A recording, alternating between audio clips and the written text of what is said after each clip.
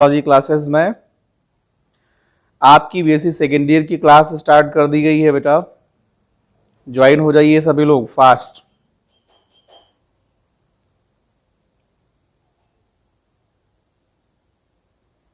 और जुड़ने के बाद सभी लोग रिस्पांस कीजिए, क्या अच्छा चल रहा है सब? ऑडियो वीडियो सब सही है बेटा?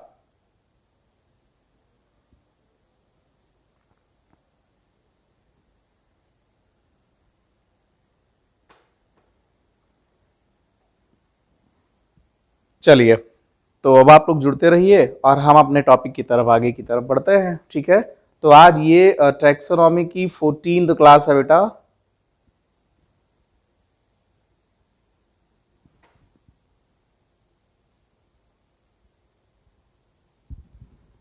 जुड़ जाइए सभी लोग। थोड़ा सा सेटिंग इसमें कम रह गया है, इसको सही कर देते हैं।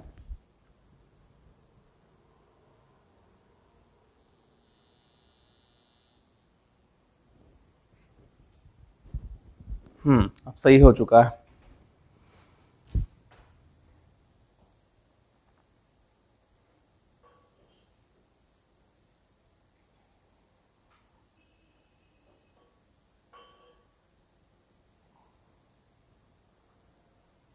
चलिए, कलर फ्लक्चुएट नहीं करेगा। तो ये आज जो है 14 नंबर की क्लास है टैक्सोनॉमी की, और इस क्लास में हम लोग पढ़ने वाले हैं बेटा फैमिली एपोसाइनेसी। कौन सी फैमिली लिखा हुआ देखिए, अब तक पढ़ चुके होंगे आप, एपोसाइनेसी, ठीक है ना। और यह फैमिली भी इंपॉर्टेंस रखती है, तो एक एक फैमिली को हम लोग किनारे से सॉल्व करते हुए चल रहे हैं। ठीक है, आप सभी लोग ये बताइए कि किस नंबर की ये फैमिली है, 7वें नंबर की है या 8वें नंबर की है, किस नंबर की फैमिली है? सभी लोग सॉल्व करके बताइए। सॉल्व नहीं बल्कि कमेंट करके बताइए, फास्ट बताइए बेटा।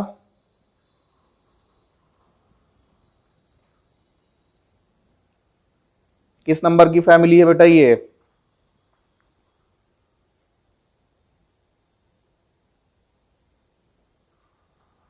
आठवें नंबर की है। चलिए चलिए, कोई बात नहीं, ठीक है बेटा, मेहनत करिए।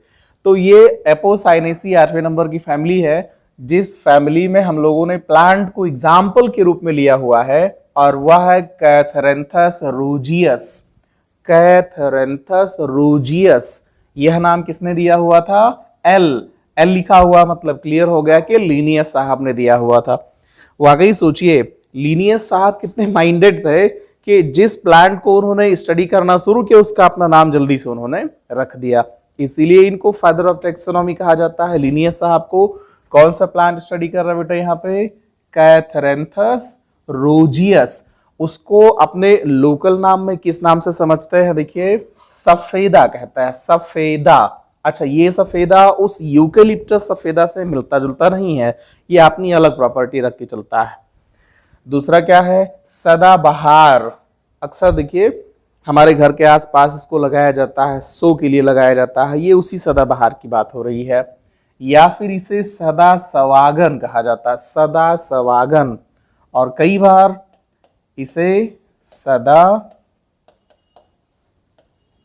सुहागन भी कहते हैं बच्चे, ये सदा सुहागन, ठीक है ना। तो ये इतने नाम आप याद रखिए। पहला नाम क्या बताया? सफेदा। दूसरा नाम क्या है? सदाबहार। तीसरा नाम क्या हो जाएगा? सदा सवागन। और चौथा नाम इसका होता है सदा सुहागन। ठीक है बेटा, क्लियर हो रहा है सबको? चलिए, अब इसके सिस्टमैटिक पोजीशन को हम लोग बढ़ेंगे, आगे की तरफ स्टडी करेंगे। क्या है? क्लास कौन सी क्लास में रखा गया है? डाइकोटिलिडन्स। तो फिर से वही पुरानी बात सामने आ जाएगी, जहां पर रूट, टैप रूट पाया जाएगा, वेनेसन, रेटिकुलेट वेनेसन पाई जाएगी। वह किस क्लास का कैरेक्टरिस्टिक है बेटा? डाइकोटिलिडन्स का है। यहां पर सब क्लास कौन सा है? गैमोपेटली। और पेटली टर्म किसको इंडिकेट करता है बच्चे? पेटल्स को।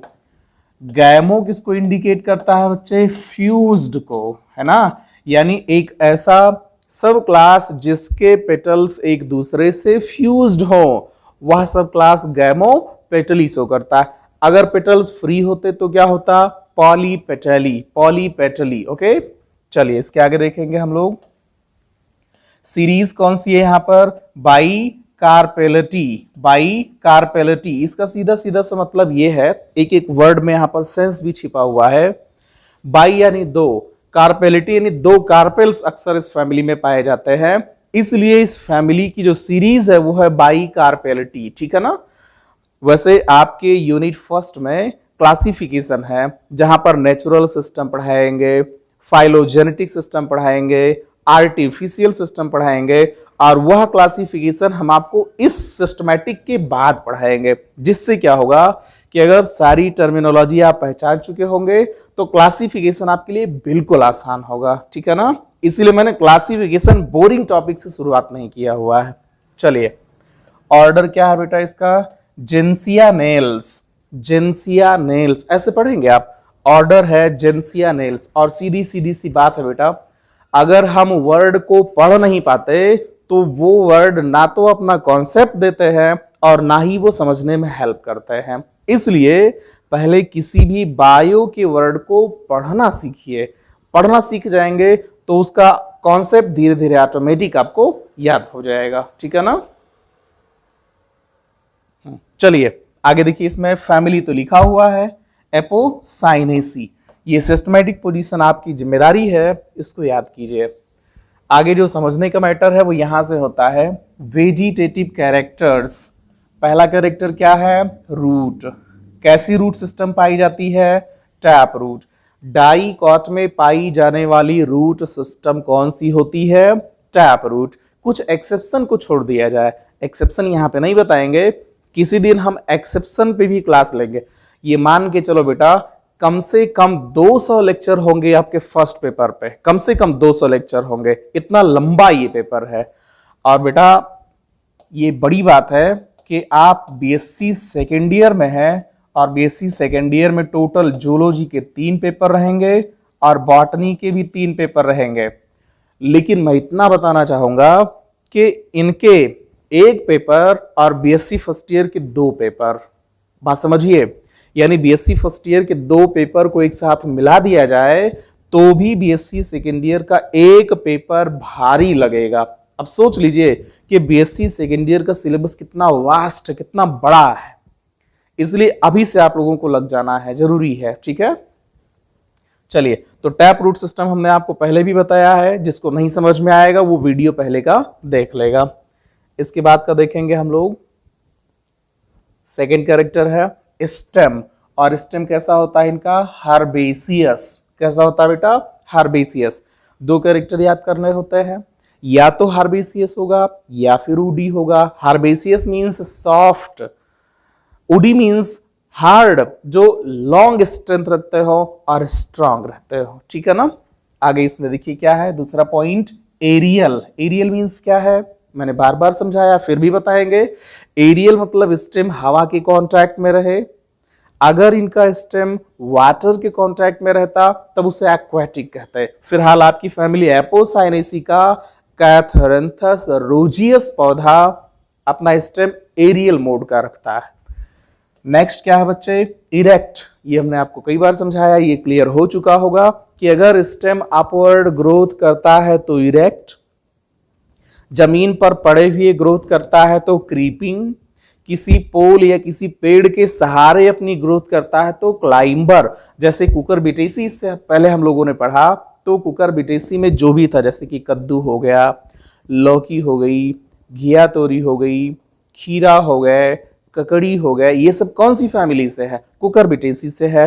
और ये सभी पौधे किसी न किसी सपोर्ट के सहारे ही अपनी ग्रोथ परफॉर्म करते हैं, जिसमें टेंड्रिल पाया जाता है, इसलिए उनको हम लोगों ने क्लाइंबर कहा था। फिलहाल ये कैसे है, देखिए इरेक्ट है, इसका मतलब ये स्ट्रांग रखता है।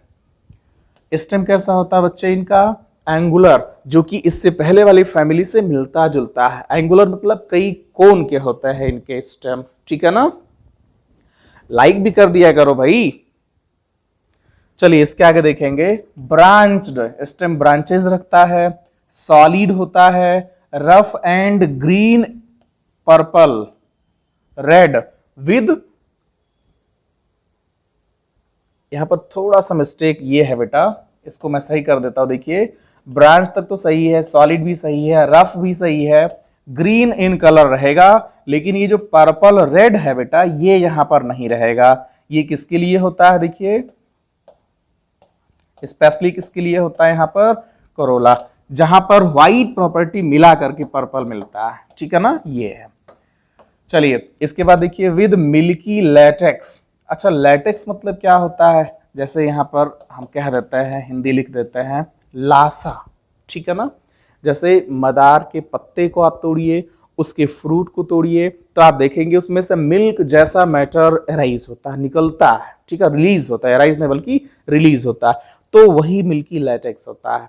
यानी कैथरेंथस रूजियस के पौधे से भी मिल्की मैटर रिलीज होते हैं, ठीक है ना।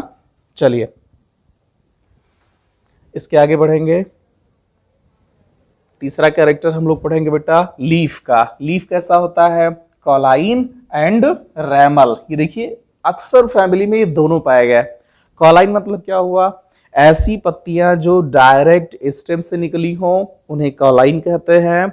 ऐसी पत्तियां जो स्टेम के अलावा किसी भी ब्रांच से राइज हो उन्हें रैमल कहते हैं। दोनों बातें यहां से क्लियर हो जाएंगी। चलिए नेक्स्ट कैरेक्टर क्या है बेटा, अपोजिट।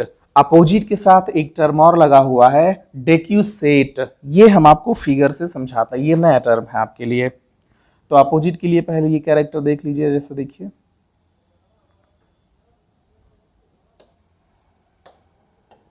एक मिनट, ये यहां से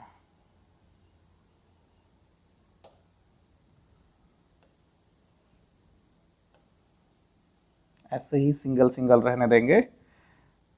पत्ती का शेप इनका कुछ ऐसे होता है, ये बिल्कुल ओवल स्ट्रक्चर होता है बच्चे, ये ओवल स्ट्रक्चर होता है। ये देखिए दो पत्ती हमने आपके सामने बनाया है, ठीक है ना। दो तो देखिए बिल्कुल एक ही नोड से है और दोनों साइड बाई साइड एराइज हैं।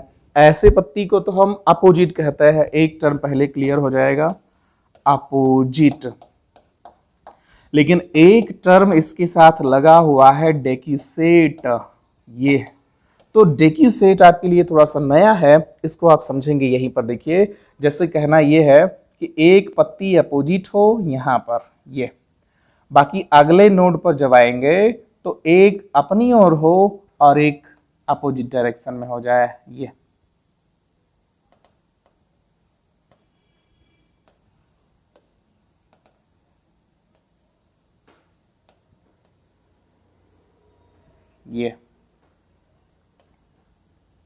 बात आप समझने की कोशिश कीजिएगा। हम यहां अपने हाथों से समझा देते हैं। देखिए जैसे एक पत्ती अगर लेफ्ट में है तो दूसरी पत्ती राइट में है। जब उसके अगले नोड्स पर जाए तो एक पत्ती आपकी तरफ रहे और एक पत्ती बैकवर्ड रहे।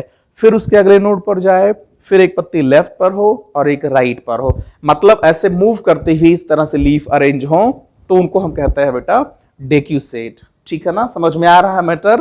अब वो 3D स्ट्रक्चर है, यहां पर हम आपको समझाने की कोशिश किए हैं। जैसे देखिए दो साइड बाई साइड कर देता है और दो आगे पीछे हो जाएंगे, इस तरह का लीफ अरेंजमेंट होता है तो उसे डेक्यूसेट कहते हैं। आगे आ जाइए, देखिए क्या है, स्टिपुलेट। यानी पत्ती के बेस पर, ये जो पत्ती ओवल इनकी होती है, ऐसे ओवल पत्ती होती है जिसमें वेनेसन भी है, अटैच है। इस पत्ती के बेस पर छोटा सा लेग्यूल प्रेजेंट होता है, ये है ना। अगर यह प्रेजेंट है तो उसे क्या बोलेंगे बच्चे, स्टिपुलेट कहते हैं यह। और अगर नहीं होता तो उसे क्या कहते हैं बच्चे, एक्स स्टिपुलेट। फिलहाल आपकी फैमिली एपोसाइनेसी और जो पौधा स्टडी कर रहे हो आप, वह है कैथरेंथस रूजियस। लिनियस ने दिया हुआ था, इसमें कैसा कैरेक्टर होता है, स्टिपुलेट का कैरेक्टर होता है। इसके आगे देखेंगे सिंपल। और पत्ती सिंपल कब बोली जाती है, जब पत्तियां अकेले अकेले और कंप्लीट पाई जाएं तो उसे क्या बोलते हैं, सिंपल। इंटायर मतलब ये भी एक नया टर्म है। जैसे देखिए मैं आपको थोड़ा सा समझाता हूं। अगर आपने मूली या सरसों का पत्ता देखा है तो आप डिफरेंशिएट कर ले जाएंगे। देखिए ये मान लीजिए हमने ये सरसों का पत्ता आपके सामने ये बनाया है, या मूली का पत्ता बनाया हुआ है, ये ठीक है ना। यहां आप क्या देख रहे हैं, ये दिख रहा है कि लीफ एक ही है, लेकिन इसके जो लीफ का पार्ट है वो नोड जाकर के नोडल सिस्टम बना रहा, कई लोब बना रहा है किनारे किनारे, ठीक है ना। जबकि जब पत्ती सीधे प्रेजेंट होती है और कंप्लीट होती है, देखिए यह कंप्लीट लीफ है, इसमें कोई लोब नहीं है, मतलब पत्ती को छोटे छोटे भाग में तोड़ा नहीं जा रहा है, तो ऐसे लीफ को हम क्या कहते हैं, इंटायर कहते हैं, ठीक है ना। ये इंटायर होता है, ये लोब्ड हो जाएगा, यह इंटायर हो जाएगा, ठीक है। इसके आगे बात करेंगे हेयरी। हेयरी तो आप कई बार समझे हैं कि अगर पत्तियों पर हेयर पाया गया तो हेयरी, और अगर नहीं हेयर है तो उसे ग्लैबरस कहते हैं, ये तो पुरानी बात हो चुकी है। फिर आगे देखेंगे यूनिकोस्टेट रेटिकुलेट। यूनिकोस्टेट मतलब एक ही मेन मिडरिब हो और उसके ढेर सारे वेनलेट हो, तो ऐसे को हम यूनिकोस्टेट साथ साथ रेटिकुलेट कहते हैं। जैसे हमने कल समझाया था, फिर भी आज समझा देते हैं जल्दी से। देखिए यह हमने एक ही मिडरिब बनाया है बच्चे, मिडरिब को वेन भी कहते हैं, जो आपको समझाया गया है पहले भी कई बार। ये देखिए ये हमने आपके सामने लीफ के साथ वेनलेट बना रखा है, ये जो ब्रांचेस हैं इनको हम क्या कह देंगे, वेनलेट कह देते हैं।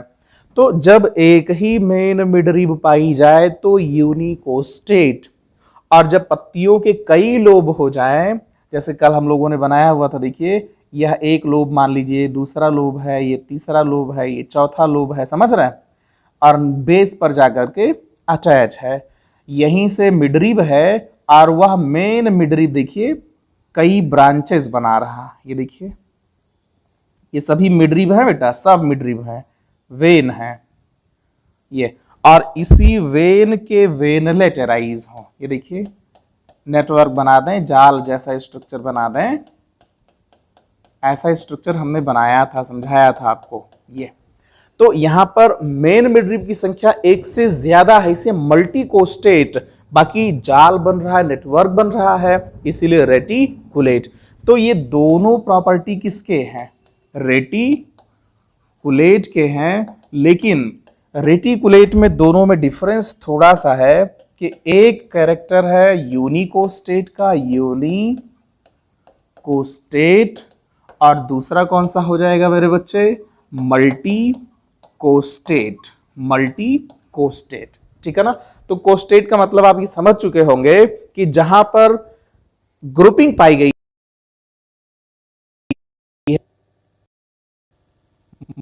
मल्टीकोस्टेट, और जहां पर सिंगल वेन है या मिडरिब है उसे यूनिकोस्टेट कहेंगे। क्या सबको समझ में आ रहा है, क्लियर कट। चलिए इसके आगे की बात करेंगे हम विद लैटेक्स। लैटेक्स मतलब वही बता दिया हमने, जो मिल्की प्रोडक्ट एराइज होता है, निकलता है ना, उसी को हम कहते हैं लैटेक्स। एराइज के बजाय रिलीज कहना ज्यादा अच्छा होता है बेटा। चलिए अब हम लोग बात करेंगे इसके फ्लोरल कैरेक्टर्स की।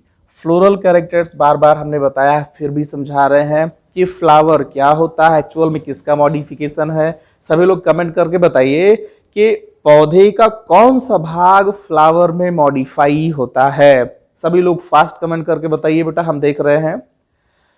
पौधे का कौन सा भाग फ्लावर में मॉडिफाई होता है, सभी लोग बताइए, चेक करते हैं हम, कमेंट हम देख लेंगे, ये समझाते रहेंगे। देखिए तो इनमें इनफ्लोरेसेंस कैसा होता है, इनफ्लोरेसेंस को हम हिंदी में क्या कहते हैं बताया भी है, फिर से बताते हैं, पुष्पक्रम, ठीक है ना। कैसा पुष्पक्रम होता है, बेसिकली इसमें एक्सिलरी होता है, और एक्सिलरी कहने का मतलब यही आपको ध्यान रखना है। देखिए ये मान लीजिए ये लीफ है या ब्रांचेस हैं, तो इनके एक्सिल पर, इस कॉर्नर पर फ्लावर बने, यहां पर फ्लावर बर्ड बने या फ्लावर बने, देखिए तो ऐसे स्ट्रक्चर को हम क्या बोलेंगे बच्चे, एक्सिलरी, एक्सिलरी। अब वो चाहे फ्लावर हो, लीफ हो, बर्ड हो, स्पाइन हो, टेंड्रिल हो, कोई भी पार्ट एराइज हो अगर कॉर्नर से, तो उसे एक्सिलरी कहते हैं मेरे बच्चे, ठीक है ना। लीफ, हाँ बहुत अच्छी बात, सबका एक तरफ से आंसर लीफ, द बेस्ट। ऐसे लगे रहिए, मेहनत करिए। तो इनमें कैसा इन्फ्लोरेसेंस होता है, एक्सिलरी। अब देखिए मैं एक एक बताते हुए आगे तो चला जा रहा हूं, लेकिन आपको याद रखना होगा कि कैथरेंथस रोजियस को कौन सी फैमिली में रखा गया है। जैसा अभी मान लीजिए एग्जाम में आ जाए कि write down the short note on family Apocynaceae, OR option दे दे आपको कुकुरबिटेसी, तो दो में से आपको एक सॉल्व करना ही करना पड़ेगा, और पूछ लीजिए 7 नंबर में डिटेल कह दे, तो आप क्या करेंगे डिटेल के लिए। अब ऐसा तो है नहीं कि आप 500 वर्ड ढूंढेंगे, भाई फैमिली जितना हम टर्मिनोलॉजी आपके सामने रख रहे हैं, अगर ये सारी टर्मिनोलॉजी आपको अच्छे से याद हो जाए और कॉपी में राइट डाउन कर दीजिए, यकीनन आपको फुल में फुल मार्क्स मिलेंगे। लेकिन याद होना चाहिए ना। अब पता चले फैमिली आ गई एपोसाइनेसी, और उस एपोसाइनेसी में एग्जांपल के लिए आपने कुकुरबिटा को डिफाइन कर दिया पूरी तरह से, ठीक है ना, तो गलत हो जाएगा। इसलिए एपोसाइनेसी में कौन सा प्लांट है बेटा, कौन सा प्लांट हम स्टडी कर रहे हैं, तो बहुत ढेर सारे प्लांट्स, लेकिन कौन सा स्टडी कर रहे हैं, कैथरेंथस रोजियस। हिंदी में क्या कहते हैं, सफेदा, या फिर क्या कहते हैं सदाबहार, या फिर क्या कहते हैं सदा सवागन या सदा सुहागन। बार बार हम आपको शोर करते हुए बता रहे, ठीक है। और बहुत अच्छी बात है कि ऑनलाइन है तो एक दिन में एक फैमिली कंप्लीट कर ले रहे हो, अदरवाइज होता क्या लंबा खींचता, ना इतने जल्दी हम लिखाते और ना ही समझाते। बहुत बढ़िया है ऑनलाइन में। चलिए आगे देखिए, इसके बाद फ्लावर कैसा होता है बेटा, फ्लावर होता है इब्रैक्टिएट, यानी इनमें किसी तरह का कोई भी ब्रैक्ट या इपिकैलिक्स प्रेजेंट नहीं होता है। पेडिसिलेट क्या होता है ये आप जानते हैं, फिर भी बताना जरूरी होता है हमें कि जिस पर फ्लावर एडजस्ट होता है वो थैलमस है, और थैलमस का जो स्टाक होता है उसी स्टाक को हम क्या कहते हैं मेरे बच्चे, ये जो स्टाक है इसी को हम समझने के लिए तो स्टाक कहते हैं, लेकिन परफेक्टली उसे पेडिसिल कहते हैं, पेडिसिल कहते हैं, डंठल कहते हैं। अगर पेडिसिल है तो पेडिसिलेट, अदरवाइज सेसाइल होता, ठीक है। तो आपका ये पौधा कैथरेंथस रोजियस कैसा है, पेडिसिलेट है। एक टर्म कंप्लीट है, इससे वो आप बता चुका है कि हर्माफ्रोडाइट भी है, क्योंकि कंप्लीट में 4 पार्ट होते हैं बेटा, कैलिक्स, करोला, एंड्रोसियम, गाइनोसियम। अगर चारों पोर्शन प्रेजेंट है तो फ्लावर का कैरेक्टर कैसा है, वो कंप्लीट है। एक भी पोर्शन एब्सेंट होता तो इनकम्प्लीट होता। दूसरा टर्म क्या है, एक्टिनोमॉर्फिक। इसका मतलब टर्मिनोलॉजी में बहुत अच्छे से समझाया है हमने। ये देखिए ये सेंटर है इसका एक्सिस, बाकी सबको मान लीजिए सेपल या पेटल, जैसा भी आप समझें, समझने की जरूरत है। किसी भी एंगल से हम इसे 2 बराबर भाग में डिवाइड कर सकें, लेकिन वह प्लेन किससे होकर के पास होना चाहिए, सेंटर या एक्सिस से होकर के पास होना चाहिए। तो ऐसी सिमेट्री को हम देखिए बताया है हमने कि जूलॉजी में रेडियल बोलेंगे, लेकिन जब आप प्लांट की बात करेंगे या बॉटनी की बात करेंगे तब वहां पर आपको कहना होगा एक्टिनोमॉर्फिक, ये ठीक है ना, ये तैयार रखेंगे आप। इसके आगे की बात करेंगे हर्माफ्रोडाइट, क्योंकि जब कंप्लीट पहले कह चुका है इसलिए फ्लावर यहां पर हर्माफ्रोडाइट या बाइसेक्सुअल कैरेक्टर का होता है। आगे क्या है, पेंटामेरस, मतलब सेपल्स की संख्या 5, पेटल्स की संख्या भी 5। जब सेपल्स और पेटल्स 5 और 5 की संख्या में होंगे तब इन्हें हम पेंटामेरस कहते हैं। हाइपोगाइनस मतलब क्या होता है, देखिए हाइपो मतलब हो जाएगा बिलो देन, गाइनस मींस गाइनोसियम या ओवरी के। तो जब भी ओवरी के नीचे से सारे फ्लोरल पार्ट से राइज हो, जैसे ये स्टिग्मा, स्टाइल और ओवरी हमने आपके सामने बना दिया है, ये देखिए थैलमस एंड पेडिसिल हो गया, यहां से राइज हो, ये है सेपल, और इसका कलर्ड स्ट्रक्चर राइज हो जाए, ये है देखिए पेटल, और यहां इसके बाद हम बना देते हैं देखिए बच्चे एंड्रोसियम। तो ओवरी के नीचे से सारे फ्लोरल पार्ट राइज हैं, ऐसे अरेंजमेंट को हम कहते हैं, ओवरी का पोजीशन सुपीरियर है, इसलिए हम यहां पर फिर से लिख देंगे सुपीरियर ओवरी। लेकिन फ्लावर कैसा है मेरे बच्चे, फ्लावर है हाइपोगाइनस, हाइपोगाइनस, गाइनोसियम के नीचे से सारे फ्लोरल पार्ट्स अराइज्ड हैं, ठीक है ना। चलिए इसके आगे बढ़ते हैं हम लोग। देखिए साइक्लिक का मतलब क्या होता है कि कैलिक्स और करोला ऐसे साइकिल में अरेंज्ड होते हैं, है ना, इसलिए साइक्लिक बोलते हैं। इसके आगे का जो पैटर्न है वो हम लोग देखेंगे, यानी फ्लावर के एक एक पार्ट को हम लोग देखेंगे। कैलिक्स की संख्या कितनी है मेरे बच्चे, बताया गया है आपको 5, तभी तो पेंटामेरस कहा गया था। पॉलीसेपलस, और पॉली का मतलब यहां पर क्या बताया गया है, फ्री। जितने भी सेपल्स है वो फ्री हो तो पॉलीसेपलस है ना। जबकि देखिए सीरीज में वहां आगे चल करके हम लोगों ने देखा था गैमोपेटली, मतलब ये है कि जब इसके फ्लावर को देखेंगे तो बेस फ्यूज्ड होता है और टिप जाकर के इनके फ्री हो जाता है इस तरीके से। तो टिप पूरी तरह से फ्री है, इसलिए पॉलीसेपलस टर्म यहां पर यूज है। ठीक है, आगे क्या टर्म है देखिए, विद वाल्वेट एस्टिवेशन। और वाल्वेट का मतलब हमने बताया है कि अगर 5 हैं, पांचों एक सामने सामने, देखिए एक दूसरे के आमने सामने अरेंज हैं, तो ऐसे अरेंजमेंट को हम क्या कहते हैं, वाल्वेट कहते हैं। परसिस्टेंट मतलब क्या होता है बच्चे, परसिस्टेंट मतलब होता है कि ऐसी कैलिक्स जो फ्रूट के साथ लगी रह जाए, फर्टिलाइजेशन के बाद भी वो रिमूव न हो, तब उसे क्या कहते हैं, परसिस्टेंट कहते हैं। 3 टर्म हमने बताया था, कैडुकस, डेसिडुअस, परसिस्टेंट। कैडुकस मतलब जब कैलिक्स और करोला फ्लावर ओपन होने के बाद रिमूव हो जाए, मतलब बिफोर फर्टिलाइजेशन, तब कैडुकस, सॉरी डेसिडुअस, हाँ नहीं कैडुकस, मैं यहां लिख देता हूं, वैसे बोलना थोड़ा कभी मिस्टेक कर देता है। पहला टर्म है कैडुकस, हाँ ये सही चल रहा था बेटा। कैडुकस मतलब removal of calyx and corolla before fertilisation, before fertilisation, बस इतना याद रखेंगे। लेकिन जो दूसरा टर्म है वह डेसिडुअस है बच्चे, डेसिडुअस। ये क्या होगा, यहां पर बिफोर की जगह पर लग जाएगा आफ्टर फर्टिलाइजेशन, माने फर्टिलाइजेशन तक वो बचे रहें, उसके बाद टूटकर गिर जाए।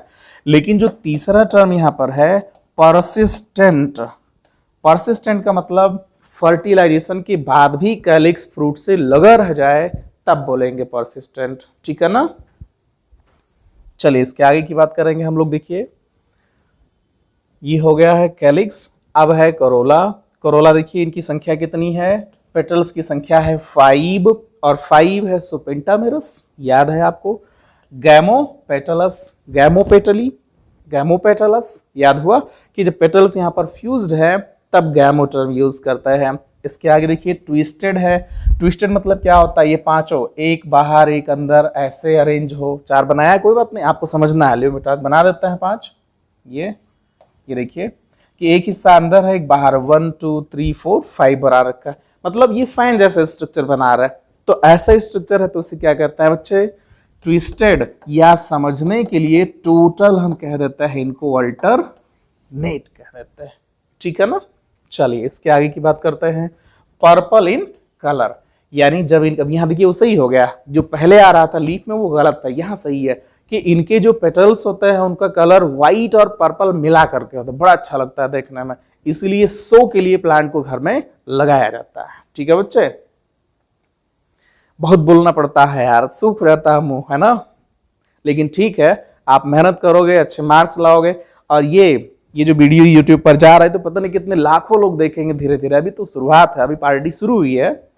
आने वाले समय में जितने भी बच्चे इससे पढ़ेंगे उनको फायदा होगा, तो हमें कहीं ना कहीं से खुशी मिलेगी। चलिए इसके आगे देखिए, ये कोरोला हम लोग कंप्लीट कर चुके। इस बार एंड्रोसियम पढ़ना बेटा, और एंड्रोसियम की संख्या भी कितने हैं, 5 हैं। यहां पर एक पॉलीएंड्रस कंडीशन कह रहा, पॉली मतलब क्या समझता, फ्री, यानी 5 के पांचों फ्री हैं, एक दूसरे से अटैच्ड नहीं है। लेकिन ये एक नया कंडीशन है जो हमने टर्मिनोलॉजी में बताया था, फैमिली में फिलहाल अभी नहीं आया हुआ है। इपीपेटलस मतलब क्या होता है, जब कैलिक्स करोला से एंड्रोसियम चिपके हो, एंड्रोसियम जो है ये मान लीजिए ब्लैक एंड्रोसियम है, ये करोला है, करोला से एंड्रोसियम चिपके हो, अटैच्ड हो, तब उन्हें हम इपीपेटलस कहते हैं, इपीपेटलस कहते हैं। और यहां पर हम टर्म अगर यूज करते इपीटेपलस, इपीटेपलस यह टर्म यूज करते, तो टेपल हमने यूज किया है जहां पर कैलिक्स और करोला, ध्यान दीजिए, जहां पर कैलिक्स और करोला को डिफरेंशिएट न किया जा सके तो उसे हम पेटल्स न कह के टेपल्स कहते हैं। और जब एंड्रोसियम टेपल्स से जुड़ा होगा तब उसे इपीटेपलस कहते हैं बच्चे, ठीक है ना। यहां पर केस क्या है, इपीपेटलस, इपीपेटलस यानी एंड्रोसियम पेटल्स के ऊपर चिपक करके अरेंज है, ठीक है ना। एंड्रोसियम को किससे शो करते हैं, ए से शो करता है जिनकी संख्या कितनी है, 5 है। पेटल्स यानी करोला को किससे शो करता है, सी से जिनकी संख्या भी 5 है। तो इपीपेटलस के लिए ऐसे ही कंडीशन शो करते हैं, देखिए ये मतलब सी और ए के ऊपर एक चांद जैसा स्ट्रक्चर बना देता है, क्रिसेंटिक स्ट्रक्चर बना देता है, तो ये स्ट्रक्चर शो करता है इपीपेटलस। लेकिन अगर इपीटेपलस होता तो हम सी की जगह पर क्या लिखते हैं बेटा, ये जो सी है उसकी जगह पर लिखते, देखिए पी, ये पी लिखते हैं, क्योंकि टेपल्स को पेरियंथ कहा जाता है, टेपल्स को पेरियंथ कहा जाता है, ठीक है, बार बार समझाएंगे। अब जिसको ये सारे पॉइंट नहीं समझ में आए हैं वो शुरुआत के 1 से लेकर के लगभग 6-7 लेक्चर तक का जो लेक्चर वाइज सीरीज वाइज है वीडियो वो देख लीजिए, सब की आपके सामने रखे गए हैं। चलिए इसके आगे देखेंगे और क्या है, इपीपेटलस कंप्लीट हो गया। डाइथीकस मतलब क्या हो गया कि एंथर में थीका यानी मेम्ब्रेन 2 होता है जिससे कि चैम्बर 4 होते हैं। डॉर्सिफिक्स मतलब क्या होता है, जैसे देखिए ये हमने आपके सामने बना दिया है एंथर। अब एंथर के ऊपर से फिलामेंट फिक्स हो, ऊपर से डॉर्सल साइड से, डॉर्सल मतलब ऊपर, वेंट्रल मतलब लोअर, ठीक है ना। तो डॉर्सल पोजीशन से फिलामेंट अटैच है इसीलिए डॉर्सी फिक्स्ड बोलते हैं, ठीक है बच्चे। चलिए इसके आगे की बात करते हैं हम लोग, फीमेल सेक्स ऑर्गन की बात करेंगे, गायनोसियम। गायनोसियम को हम और किस नाम से समझते हैं, पिस्टिल कहते हैं, और क्या कहते हैं, कार्पेल कहते हैं, याद हो जाना चाहिए आप लोगों को, ठीक है। चलिए देखिए क्या है इसमें, बाई कार्पेलरी, यानी कार्पेल्स की संख्या कितनी है मेरे बच्चे, 2 है, इसलिए बाई कार्पेलरी। सिन कार्पस, दोनों कार्पेल एक दूसरे से फ्यूज्ड हैं इसीलिए सिन कार्पस कहते हैं। ओवरी कैसी है, सुपीरियर है। अगर फ्लावर हाइपोगाइनस था तो ओवरी का पोजीशन हर बार सुपीरियर होगा। यदि कंडीशन में फ्लावर में देखा जाए इपीगाइनस होगा तो ओवरी इंफीरियर होगी। यहां पर कैसा है बेटा, ओवरी का पोजीशन सुपीरियर, यानी ओवरी ऊपर है, उसके नीचे से सारे फ्लोरल पार्ट्स एराइज्ड है। मार्जिनल प्लासेंटेशन, और मार्जिन मींस होता है किनारा, यानी ओवरी है, ओवरी के किनारे प्लासेंटा पाया जाए। देखिए ये सभी ओव्यूल हैं, और ओव्यूल ओवरी से जिस थ्रेड लाइक स्ट्रक्चर से जुड़ते हैं मेरे बच्चे, उस थ्रेड जैसे स्ट्रक्चर को प्लासेंटा कहते हैं। जैसे ह्यूमन के केस में मदर का बेबी से जो कनेक्शन होता है उसके यूटेरस में, उस कनेक्शन को भी हम क्या कहते हैं, प्लासेंटा कहते हैं, नाड़ा कहते हैं, जिससे माँ की बॉडी से नरिशमेंट बेबी तक ट्रांसफर होता है। और बेबी का जो फीसेस है यानी डिस्ट्रॉयड वेस्ट मटेरियल है वह बेबी की बॉडी से माँ की यूटेरस में जाता है और तब उसे फिल्टर करके रिलीज किया जाता है। यानी जो अम्बिलिकल कॉर्ड है या प्लासेंटा है वो बेबी और मदर को कनेक्शन प्रोवाइड करता है, ठीक है ना, फॉर डेवलपमेंट। चलो जी भी समझाएंगे आपको बहुत मस्त तरीके से। चलिए इसके आगे देखिए, तो मार्जिनल प्लासेंटेशन हो गया। स्टाइल इसमें लॉन्ग होती है, माने लंबी स्टाइल मारता है ये। स्टिग्मा कैसा है, ड्रम शेप्ड, ड्रम समझते हैं ना, वो जो बजाया जाता है भाई इस तरीके से, जब आप मूवीज वगैरह देखते हैं कभी कभी ड्रम बजाया जाता है, ठीक है ना। चलिए इसके आगे क्या है, स्टिकी। स्टिकी मतलब चिपकने योग्य, चिपकने लायक, जिससे कि कोई भी पॉलन ग्रेन उड़ते हुए आए इनसे चिपक जाए। टू लिगुलेट, ये इसका खास पॉइंट है जो ब्लू कलर से हमने लिखा हुआ, देखिए टू लिगुलेट, यानी लिग्यूल जैसे छोटे से आउट ग्रोथ जैसे हाइपोगायनस यानी ओवरी के नीचे से नेक्टरीज प्रेजेंट है। अच्छा नेक्टरीज क्या होता है बच्चे, एक तरीके के ग्लैंड होते हैं, ग्रंथि होते हैं, और वह ग्लैंड कोई ना कोई मैटर सेक्रीट करते हैं, ठीक है ना, आर प्रेजेंट। अब ये हम आपको फिगर समझाएंगे कि नेक्टरीज इसमें कितने प्रेजेंट होते हैं, 2 पूछ लिया जा सकता है। ये कंपटीशन में अक्सर पूछा जाता है, जैसे हमें एग्जाम देना है तो हमारे एग्जाम में पूछा जाता है ऐसे ही क्वेश्चन कि नेक्टरीज विशेषकर कौन सी फैमिलीज में प्रेजेंट है। तो फैमिलीज तो बहुत है जिसमें प्रेजेंट है, ऐसे फैमिली का नाम पूछ दे कि एपोसाइनेसी के किस पार्ट में नेक्टरी प्रेजेंट हैं या होते हैं, तो वो कह दिया जाए कि एपोसाइनेसी फैमिली का जो कैथेरेंथस रूजियस पौधा है उसके गायनोसियम के नीचे दो लंबे लंबे ल्यूल जैसे प्रेजेंट होते हैं। मैं फिगर से समझा देता हूं, देखिए फिगर से ज्यादा समझ में आएगा। ये यहां पर ले लीजिए ड्रम जैसा ये स्टिग्मा, ये ड्रम जैसा स्टिग्मा हमने बना रखा है, देखिए नगाड़ा जैसा, और ड्रम मतलब नगाड़ा होता है वजह। ये देखिए ये ओवरी है, ये स्टाइल है, लंबी सी स्टाइल है, ठीक है ना। ये थैलमस एंड पेडिसिल है। अब यहां पर आप देखेंगे कि इनके ओवरी के नीचे ऐसे लंबा सा स्ट्रक्चर प्रेजेंट होता है, देखिए जैसे कैलिक्स होता है ना, सेम वैसे ही ये स्ट्रक्चर। बाकी वो सारे पार्ट प्रेजेंट होता है, कैलिक्स होता है ये, और यहीं से कोरोला भी राइज होते हैं, ये कोरोला भी राइज होता है, ठीक है ना बच्चे। तो ये जो हमने येलो कलर से बनाया हुआ है यह क्या है, यही है नेक्टरी, है ना। क्या सेक्रीट करते हैं बच्चे, ये नेक्टर सेक्रीट करते हैं। नेक्टर को हिंदी में क्या कहते हैं, मकरंद कहते हैं, और मकरंद को हम और समझने के लिए क्या बोलते हैं, अमृत कहते हैं, ठीक है ना। ये आपको याद रखना होगा, जिससे जो भी इंसेक्ट इस फ्लावर पर जाता है, खासकर हनी बी, तो वो उस जूस को सक करता है और पॉलिनेशन में हेल्प करता है, तो मीठा होता है, टेस्ट में स्वीट होता है, ठीक है ना। वो है नेक्टरी। चलिए इसके आगे की बात करेंगे। तो ये कंप्लीट हो गया है। अब हम लोग आ जाएंगे इसके फ्रूट पर, देखिए। और फ्रूट को, इनके फ्रूट को इटेरियो ऑफ फॉलिकल्स कहते हैं। इटेरियो ऑफ फॉलिकल्स मतलब चेन, कैप्सूल की जो चेन है, ग्रुपिंग है, उसे इटेरियो ऑफ फॉलिकल्स कहते हैं। याद रखिए कैथेरेंथस रूजियस का फ्रूट किस नाम से समझा जाता है, तो इटेरियो ऑफ फॉलिकल्स के नाम से समझा जाता है। कुकुरबिटा में जो जितने भी फ्रूट्स बनते हैं कुकुरबिटेसी में, उनको सबको क्या कहते हैं, पेपो कहते हैं। मैंगो के फ्रूट को या कोकोनट के फ्रूट को क्या कहते हैं, तब उन्हें ड्रुप कहते हैं। जो ब्रिंजल होता है यानी बैगन या भाटा या मिर्चा, ऐसे सबको बेरी कहते हैं, बेरी, ठीक है ना। एक समय ऐसा आएगा कि हम आपको फ्रूट पर कम से कम 2 लेक्चर लेते हुए अच्छे से समझा देंगे कौन से फ्रूट किस कैटेगरी की है, ठीक है। अभी फिलहाल आप फैमिली पर जुटे रहिए अच्छे से।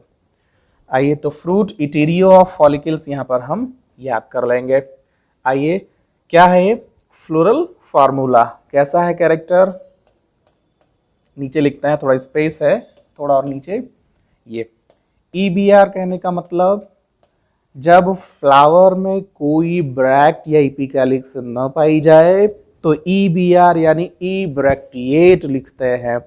आगे इसमें देखिए, जब सर्किल में प्लस बनाया गया हो तो इसका मतलब है हम एक्टिनोमॉर्फिक शो कर रहे हैं। अगर परसेंटेज बनाया गया होता सर्किल में, या फ्री सर्किल में ना रख करके ओपन ही परसेंटेज बनाया गया होता, तो फ्लावर कैसा होता, जाइगोमॉर्फिक। जाइगोमॉर्फिक यानी जाइगोमॉर्फिक फ्लावर को एक ही प्लेन से 2 इक्वल हाफ्स में डिवाइड कर सकते हैं।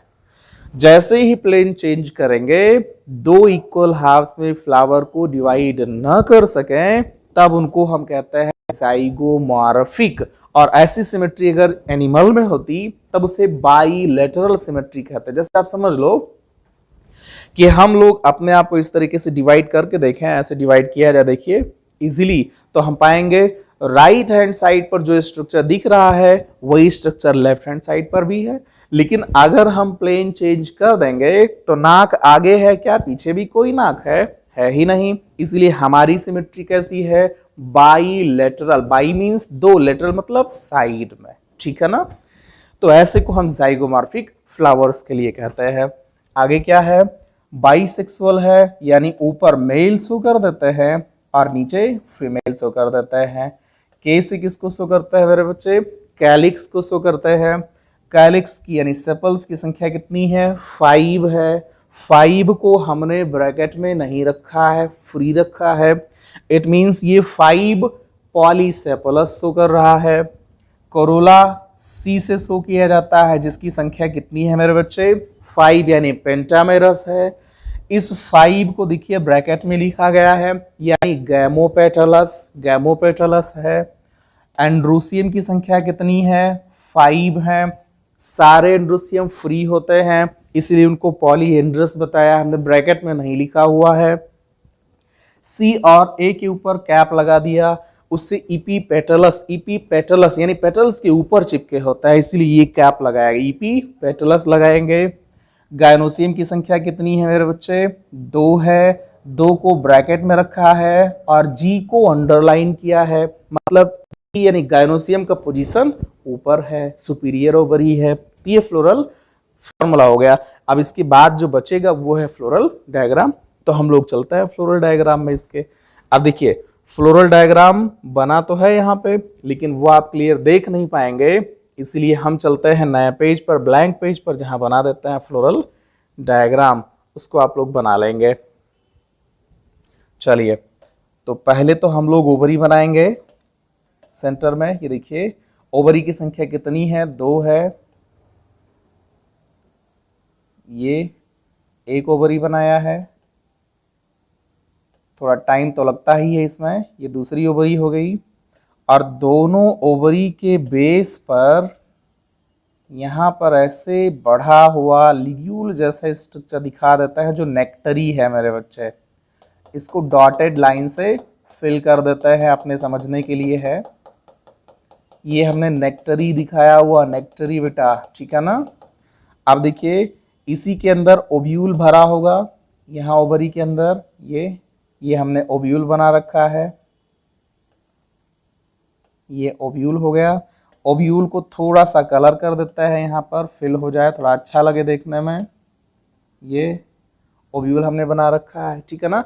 कितने ओवरी हो गए हैं? 2। बेशक कहा गया है सिनकार्पस, लेकिन ओवरी थोड़े थोड़े दूर दूर रहते हैं, बाहर उनको लिग्यूल फिक्स कर रहा है, फ्यूज कर रहा है। फिलहाल याद क्या रखना है? सिनकार्पस है, यानी ओवरी एक दूसरे से फ्यूज्ड हैं, ये तैयार रखना है आपको। अब इनके बाद हम लोग एंड्रोसियम बनाएंगे, लेकिन एंड्रोसियम को हमें एपीपेटलस दिखाना है, इसलिए पेटल्स को पहले क्रिएट कर देते हैं। और पेटल्स का जो अरेंजमेंट था मेरे बच्चे, वह ट्विस्टेड था, अल्टरनेट मैंने बताया था, याद होगा आपको, मुझे तो याद रहता है भाई। चलिए, और पर्पल कलर से ही, गुलाबी से बना देता है, मिलता जुलता रहेगा। ये देखिए, ये थोड़ा सा पतला हो जाओ भाई। ये यहाँ पर हो जाएगा 1, दूसरा, ये तीसरा है, चौथा है, रुकिए चौथा थोड़ा बाहर चला जा रहा है, ये चौथा है, और यहाँ से 5वां हो गया है, ठीक है ना बच्चे। थोड़ा और अच्छा बनाइएगा आप लोग, बढ़िया बना सकते हो घर पे। यहाँ बदमाशी करता है ये इनको थोड़ा सा डेकोरेट कर देते हैं, ये जैसे कि बनाया जाता है टेक्सोनॉमी में या सिस्टमैटिक बॉटनी में। ये देखिए, ये अब यह ध्यान देना है कि पेटल्स सभी एक दूसरे से फ्यूज्ड थे, यानी गैमोपेटलस था, तो हम जरा कलर चेंज कर लें और सारे पेटल्स को एक दूसरे से फ्यूज्ड ऐसे दिखा देता है। ये गैमोपेटलस कंडीशन हो गया, ठीक है ना बच्चे, कि सारे पेटल्स एक दूसरे से फ्यूज्ड। और आप अच्छे से देख रहे होंगे कि पेटल्स का एक हिस्सा अंदर की तरफ है तो दूसरा हिस्सा बाहर की तरफ, ऐसे अरेंजमेंट सब में है, इसीलिए सबको हमने ट्विस्टेड बताया है। अब इसके बाद हम किसी और कलर से बना देते हैं। चलिए ले लेते हैं ग्रीन को, और यहां शो कर देता है ये है एक एंथर हो गया, यह दूसरा एंथर है, यह तीसरा एंथर है, ये चौथा है, और यह 5वां एंथर है। अब क्या करते हैं, एक बार दूसरा कलर लेते हैं और सारे के पीछे चिपका देता है। देखिए पेटल्स से सभी एंथर को अटैच कर देता है। ये हो गया इपीपेटलस कंडीशन, सबको हमने पीछे से जोड़ रखा है, इपीपेटलस हो गया। अब इनके कोरोला बन चुके हैं, कैलिक्स को बनाएंगे, और कैलिक्स में अरेंजमेंट वॉल्वेट था मेरे बच्चे, यानी सभी का बिल्कुल आमने सामने अरेंजमेंट होता है। 1 हो गया, 2 हो गया, ये 3 हो गया, ये 4 हो गया, और ये 5। देखिए सभी एक दूसरे के हमने सामने अरेंज हैं। अब इनको थोड़ा सा डेकोरेट करता है, जैसे कि टैक्सोनॉमी में हम लोग बनाया करेंगे ऐसे ही, क्योंकि 4 फैमिली एग्जाम में आनी ही आनी है बेटा, कंफर्म है। अगर थ्योरेटिकल एग्जाम होता है तो 4 फैमिली आनी है। अगर ऑब्जेक्टिव होगा तो कम से कम 25 क्वेश्चन आएगा ऑब्जेक्टिव में फैमिली से, इसलिए फैमिली के एक एक बारीकी पॉइंट को आप अच्छे से पढ़ते जाइए। अब देखिए सारे सेपल्स फ्री हैं, हमने किसी को फ्यूज नहीं किया हुआ है। अब ये पॉइंट देखेंगे कि फ्लावर में ब्रैक्ट प्रेजेंट थे या नहीं थे, तो हम लोगों ने पहले ही पढ़ लिया, ई ब्रैक्टिएट कोई ब्रैक्ट नहीं थे। अगर ब्रैक्ट होते तो यहां साइड में दिखाते, लेकिन कोई ब्रैक्ट नहीं है इसलिए कुछ भी नहीं दिखाएंगे, ऐसे सिंपल सा रहने देंगे। हाँ जरूर ये बताएंगे कि इस फ्लावर की सिमेट्री कैसी है मेरे बच्चे, तो सिमेट्री हम बता देते हैं इनकी एक्टिनोमॉर्फिक है, मेल और फीमेल दोनों बना रखा है इसलिए बाइसेक्सुअल हो गया है, ठीक है ना। अब इनके वो स्टिग्मा स्टाइल और ओवरी वाली कहानी बना लेंगे। यहाँ पर देखिए ये जो ड्रम जैसा स्ट्रक्चर अभी हमने बनाया था आपके सामने, ये ड्रम यानी नगाड़ा जैसा स्ट्रक्चर, ये है स्टिग्मा का, और लंबी सी स्ट्रक्चर है इनकी स्टाइल। बेस थोड़ा सा स्वेलन है जिसको ओवरी कह देंगे, ये देखिए, और ओवरी जिस पर एडजस्ट होती है वो थैलमस, और थैलमस का जो डंठल है उसे पेडिसिल कहते हैं। इसके सेंटर में ओव्यूल यहीं पर प्रेजेंट होता है मेरे बच्चे, ये है ओव्यूल, और ओव्यूल बेस पर प्लासेंटा देखिए रखता है। हालांकि प्लासेंटेशन हमने बताया है पेराइटल प्लासेंटेशन, उसको ध्यान रखिएगा, ठीक है ना। तो आप देखेंगे इसके बेस पर यहीं कलर चेंज कर देते हैं, ऐसे थोड़ा सा बढ़ा हुआ स्ट्रक्चर है। मैंने कहा है कि ये नेक्टरी है, इसको आप लोग बना लेंगे, ये है दोनों साइड में, ये नेक्टरी हो गया है। अब नेक्टरी रहने देंगे क्योंकि सेपल और पेटल हम लोगों ने फ्लावर में बनाया ही था, समझा ही था, इसलिए बस इतने ही पार्ट रहने देंगे। हाँ सबका नाम जरूर बता देंगे कि यह है स्टिग्मा, ये दूसरा पोर्शन क्या है मेरे बच्चे, यह है स्टाइल, ये स्वेलन पोर्शन क्या है, ओवरी है, और ये जो कलर्ड स्ट्रक्चर बाद में बनाया है पिंक कलर हमने, ये क्या है, नेक्टरी, ये क्या है, नेक्टरी है, ठीक है ना, ये ठीक है। इसको तैयार कर लेंगे, यहां पर क्या करेंगे, ई बना लेंगे, ये है नेक्टरी है, ठीक है। ये टोटल स्ट्रक्चर हो गया। अब इनके एंथर की बात हम लोग कर लेते हैं। तो एंथर देखिए डॉर्सी फिक्स्ड है। पहले तो ये देखेंगे कि इनके जो एंथर होते हैं ऐसे थोड़े से इलोंगेटेड स्ट्रक्चर में होते हैं ये, और ये एंथर ऐसे नीचे की तरफ लटक रहे होते हैं। इनके डॉर्सल पोर्शन से आकर के अटैच होता है इनका फिलामेंट, इसलिए डॉर्सी फिक्स्ड हो जाएगा मेरे बच्चे। ये देखिए डॉर्सी फिक्स्ड हमने बना दिया है। अब देखिए ये एक्चुअल में है क्या, वो नाम यहाँ पर दे देते हैं, यह है एंड्रोसियम, या एंथर भी लिखते कोई प्रॉब्लम नहीं थी, एंड्रोइसियम, इसको आप लिख लेंगे कॉपी में।